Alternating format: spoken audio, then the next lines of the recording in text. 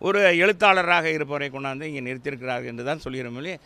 அவரை பற்றி தரைக்குறைவாக எந்த இடத்துல நான் பேசவில்லையே. யாருங்க பணம் பட்டுவாடலாம்? அது யார் சொன்னாங்க? அதெல்லாம் சும்மா அவர் சொல்கிறது. அதாவதுங்க, தோல்வி போகிறவங்க, தோல்வி அடைய போகிறவங்க ஏதாவது சொல்லுவாங்க, அதையெல்லாம் குற்றம். எங்களுக்கு மக்களுக்கு பெருத்த ஆதரவு இருக்கும்போது நாங்கள் எதுக்கு போய் அதை மாதிரி இதெல்லாம் செய்யணும்? என்ன தேவையில்லாத இதெல்லாம் மார்க்சிஸ்ட் கம்யூனிஸ்டுடைய எல்லாருமே மார்க்சிஸ்ட் இது மட்டும் சொல்ல மாட்டாங்க. நீ ரோடு மறியல் பண்ணுவாங்க, அது இதில் பண்ணுவாங்க. அவங்களுடைய நாடகம்லாம் இதெல்லாம் அரங்கேறியது. இன்றைக்கி கம்யூனிஸ்ட் கொள்கையை நாட்டு மக்களை ஏற்றுக்கொள்ளலை. அவங்க ஆளுங்கட்சியாக இருந்த பார்த்திங்கன்னா திரிபுராவில் ஆளுங்கட்சியாக பல மாநிலம் பல ஆண்டுகள் இருந்தாங்க. அதவே இன்றைக்கி தோற்கடிக்கப்பட்டது தான் உங்களுக்கு தெரியும். மேற்கு வங்காளத்துலேருந்து விரட்டப்பட்டது கம்மா. இப்போ ஏதோ ஒன்று ரெண்டு இப்போ கூட்டணி கட்சியோடு கேரளாவில் ஆண்டுங்க. அதுவும் அடுத்ததில் வருமா என்ற சந்தேகமாக இருக்குது. கருத்து கணிப்பெல்லாம் ஆதரவோ எதிர்ப்போ நாங்கள் நம்புறதில்லை. மக்களை தான் நம்புவோம். எங்களை பொறுத்தளவுக்கு நிச்சயம் மக்கள் எங்கள் பக்கம் இருக்கிறார்கள். கருத்து கணிப்பு என்பது குறிப்பிட்ட ஆட்கள்கிட்ட போய் குறிப்பிட்ட மக்களிடத்தில் போய் குறிப்பிட்டு கேட்டு அது வந்து கருத்து கணிப்பாக வருவதை நாங்கள் எப்பொழுதுமே ஏற்றுக்கொள்வதில்லை. நாங்கள் இப்போ மட்டும் இல்லை, எங்கள் அம்மாவும் அதை சொன்னதில்லை, எங்கள் அம்மாவும் ஏற்றுக்கொண்டதில்லை, புரட்சி தலைவரும் ஏற்றுக்கொண்டது. எங்களுடைய எஜமானர்கள் மக்கள். நாங்கள் மக்களை நம்புகிறோம். மக்கள் நிச்சயமாக எங்களை தேர்ந்தெடுப்பார்கள். ஏன்னா மக்களுக்கான திட்டங்களைத்தான் நாங்கள் கொடுத்து கொண்டிருக்கிறோம். மக்கள் முகம் சுளிக்காத அளவுக்கு ஆட்சியை நடத்தி கொண்டிருக்கிறோம். அவங்களுக்கான ஆட்சி தான் இந்த ஆட்சி. எங்களுடைய எஜமானர்கள் மக்கள்.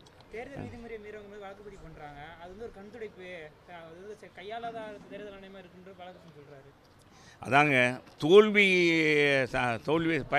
தோல்வியினுடைய விளிம்புக்கு சென்றவர்கள் இந்த அரசை, காவல்துறையை இதை மாதிரி குறை சொல்லுவது வழக்கமான ஒன்று.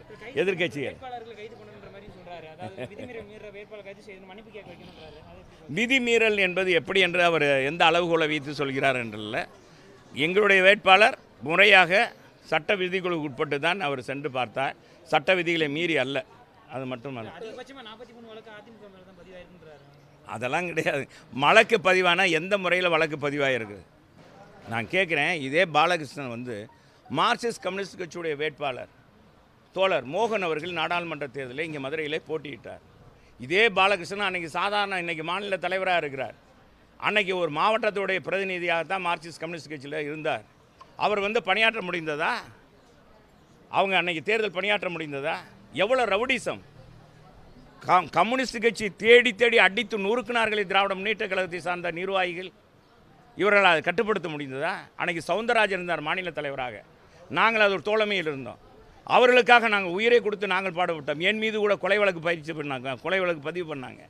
இதே மேற்கு தொகுதியில் ஜெயந்தபுரத்தில் அவர்கள் அடித்து மார்க்சிஸ்ட் கம்யூனிஸ்ட் தோழர்களை அடித்து காயப்படுத்தி சேர்களெல்லாம் அடித்து நொறுக்கி திமுக சொல்லனா துயரத்தை மிகப்பெரிய ரவுடிசன் செஞ்சு அவ்வளோ தூரம் செஞ்சுட்டு எங்கமே நாங்கள் தாக்குனதாக வழக்கு போட்டுத்தார்கள். அது போன்ற நிலை இன்றைக்கி இருக்கா? இன்றைக்கி சட்ட ஒழுங்கு பேணி காக்கப்படுகிறது. சட்டத்தின் முன் எல்லோரும் சமம். நீங்கள் இங்கே ஊடக பெருமக்கள் பார்க்கிறீர்கள். நீங்கள் எல்லோரையும் பார்த்து நீங்கள் எல்லாத்தையும் படம் பிடித்து வருகிறீர்கள். எங்கேயாச்சும் மார்க்சிஸ்ட் கம்யூனிஸ்ட் கட்சிக்கு எங்கள் கட்சிக்காரர்களால் ஏதாவது தொந்தரவு கொடுக்குறோமா? கிடையவே கிடையாது. இதுதான் ஜனநாயகம்.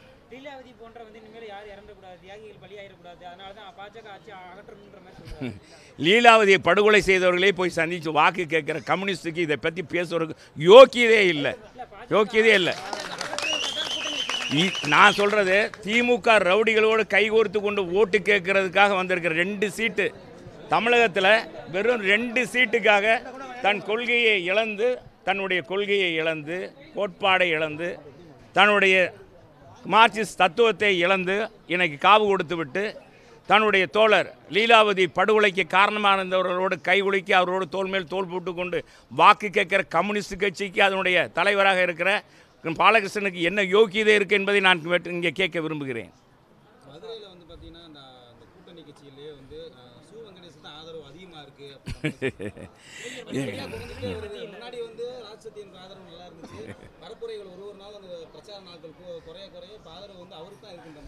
இப்போ காலையில் ஒரு 10-15 கிராமங்களுக்கு தான் போனோம். இன்ன வரைக்கும் வரவேற்பு கொடுத்தாங்க. நீங்கள் இளைஞர் மத்தியிலும் பெருத்தவர்கள் முதியவர்கள் மத்தியில் நான் முதல்ல பேசும்போது நீங்கள் எடுத்திருந்தீங்கன்னா தெரியும். முதியோர் மத்தியிலும் பலதரப்பட்ட வணிகர் மத்தியிலும் அண்ணா திராவிட முன்னேற்ற கழகத்துடைய வேட்பாளர் சத்யனுக்குத்தான் வாக்களிப்போம் என்று எல்லோரும் வந்து இங்கே எல்லா மதத்தவரும் எல்லா இனத்தவரும் கூடினாங்க. இன்றைக்கி இஸ்லாமியர்கள் கூட சொன்னாங்க. இஸ்லாமியர்களே இன்றைக்கி காலையில் பார்த்திங்கன்னா இது கீழமாத்தூரில் வந்து அந்த பெண்கள்லாம் கோஷம் அணிந்த பெண்கள் வந்து வரவேற்பு கொடுத்தார்கள். எங்கள் வாக்கு ரெட்டலைக்கு தான் சொன்னாங்க. இதெல்லாம் சும்மா கட்டி விடப்படுற கதைகள். தோல்வி பயத்தில் போய் இருந்துக்கிட்டு ஏதாச்சும் ஒன்று சொல்லி இது எப்படியாச்சும் மக்களுடைய மனநிலையை மாற்றலாம், இளைஞர்களுடைய வாக்காளருடைய மனநிலையை மாற்றலாம் என்பதற்காக எதிர்க்கட்சியுடைய சூழ்ச்சி தான் இது.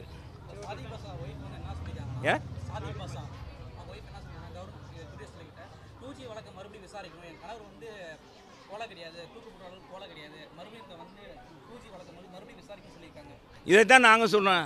அதாவது பஞ்சபூதங்கள்லேயும் ஊழல் செய்தது திமுக. அது மட்டும் இல்லை, காங்கிரஸும் அதே மாதிரி தான். அவங்க ஆட்சியில் செய்யாத ஊழலே கிடையாது. மிகப்பெரிய ஊழல் கட்சி அது. 2G ஸ்பெக்ட்ரம் அலைக்கற்றில் ஊழலில் ராஜா சம்பந்தப்பட்டிருந்தார்.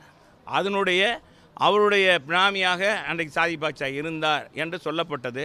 எனவே அன்றைக்கு 2G வழக்கு வரும் பொழுது அதனால் அவர் வந்து எந்த முறையில் இறந்தார் என்பதை நாங்களே சொல்லியிருக்கோம். அது சிபிஐ விசாரிக்கணும் வைக்கணும். அன்றைக்கி எங்கள் அம்மாவே சொல்லியிருக்காங்க. எங்கள் அம்மா தான் அந்த 2G ஸ்பெக்ட்ரம் வழக்கற்றை வெளியே வருவதற்கு எங்கள் அம்மா தான் ஒரு ஆங்கில